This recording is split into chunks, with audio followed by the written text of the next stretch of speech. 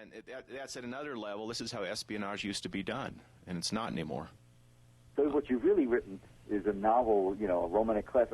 It's a novel in which set against a reality that most Americans don't know much about.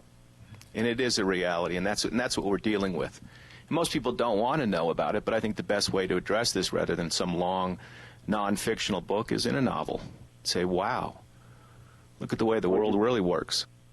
Are you worried about some of the individuals who are not named but who are described? Are you worried about retribution? There are going to be some very unhappy people inside the agency. The public won't know who you're talking about, but a very small group will know that you are telling some stories about individuals who have committed heinous acts and lied about it and misrepresented it, and we know inside the clandestine service. And you're outing them in a way. I mean, you understand you're doing. Absolutely. You do have to tell the truth in fiction, even if it is fiction. I mean, the only way I can write something like this is model it around real people. I think it's good to put the reviewers and the audience on notice, though, as we are now, that this is a book, sort of a huge double entendre, in effect. It's like, this is a lot more than it seems to be. There are some books that are less than they seem to be. This is one that is a lot more. This is not only a mystery story, but it's one that has an overlay of a sort of untouchable reality.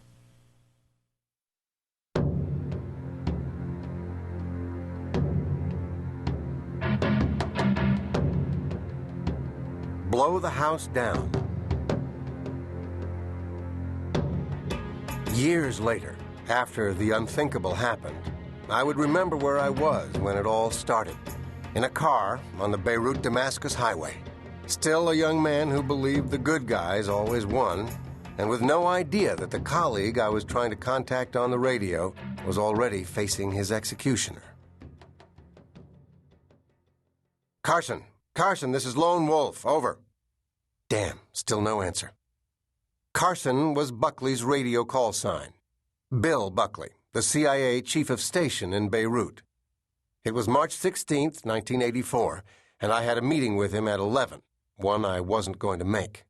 There'd been a firefight earlier that morning in Alais, and a Druze militia checkpoint was backing up traffic. Bill wouldn't be surprised. Long ago, he'd gotten used to my not being where I was supposed to be, operating solo, disappearing for days at a time, dragging in who knows what. When Bill had me come work for him in Beirut in 1983, he assigned me the radio call sign Lone Wolf. Everybody else had towns in Nevada. The nickname stuck. Anyone copy? This is Lone Wolf. Art, the commo chief, came up on the net. Lone Wolf, get off net immediately. Return to Reno, ASAP. Only when I got into the station did I learn Buckley had been kidnapped 2 hours earlier. Getting Bill back was all the station cared about, but trying to survive ate up most of our time. We were operating at something like a 75% casualty rate.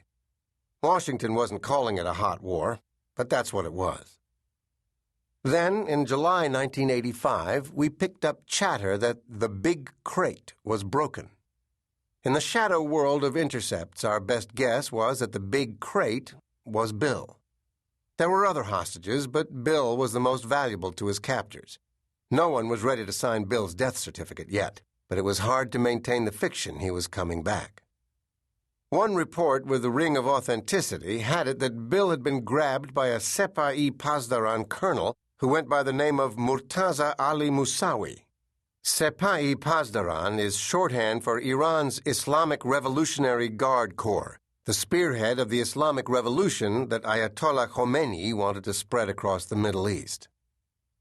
A couple low-level informants told us that an Iranian by that name had recruited the suicide bomber who drove an explosive-packed GMC pickup truck into the lobby of our embassy in Beirut. One bizarre description had him looking almost Western, blue eyes and reddish hair. Musawi also supposedly recruited the suicide bomber who drove a truck into the Marine barracks near the airport. There were rumors, too, that Musawi might be behind a particularly inventive monstrosity. At the peak of the Lebanese Civil War, the Christian militia started finding their people dumped near the port with small holes drilled through their foreheads.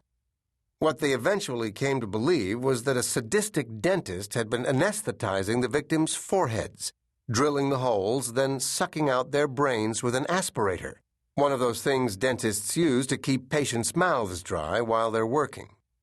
I asked around and was assured a dentist's aspirator couldn't suck out a brain.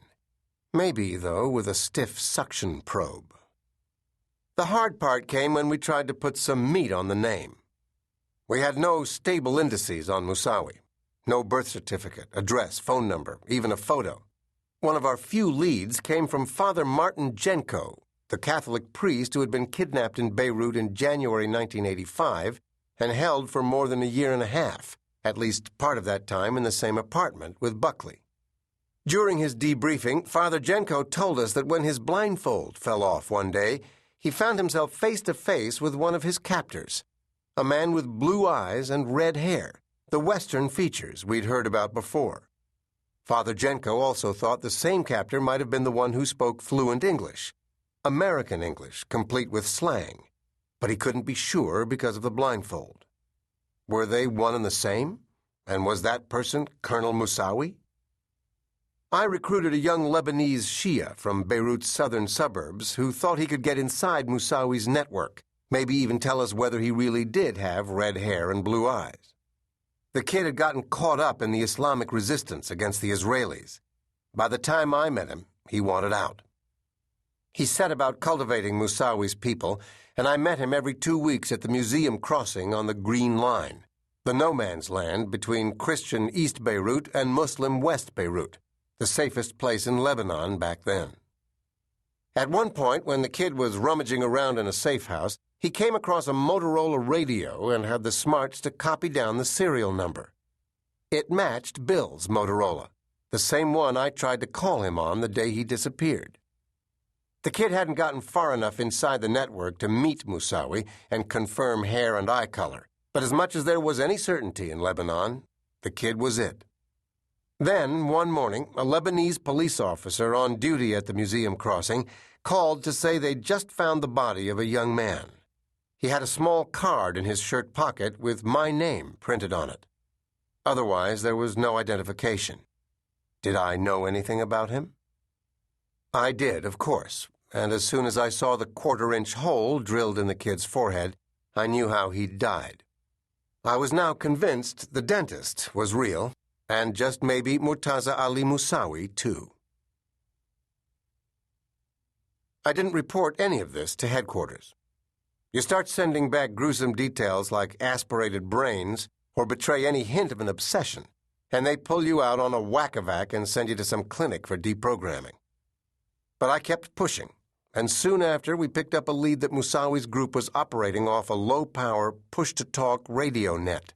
Our regular signal intelligence sites couldn't pick it up, so I talked the station into renting an apartment overlooking the Shia southern suburbs to see what I could find on a scanner. After a couple of weeks listening, I came across an interesting net. Everyone on it used call signs and coded names, places, and times. I taped all the important intercepts and wrote down everything I thought might matter. Telephone numbers, addresses, and names. All went in my spiral notebooks. After 6 months, I'd filled 3 of them. That's when we got the break I thought might crack everything open. Another informant, a good one, told us that until the start of the revolt against the Shah, the elusive colonel had been a Ph.D. candidate in mathematics at UCLA. Later, we heard much the same from Terry Anderson, another hostage held with Buckley. Not only did his captor claim to have attended UCLA and the American University of Beirut, but he had a strange accent, almost American, but with a peculiar rolling R, as if he'd learned French before English. "Sounds more Iranian than Lebanese," Anderson said.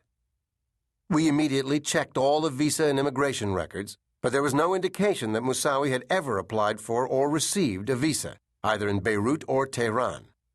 I got a friend in the FBI's Los Angeles field office to run out to UCLA. He came up empty on the name, but an FBI informant did remember a French-educated Iranian studying there in the early 70s. When the registrar pulled up the records for my FBI pal, the Iranian student's name was missing.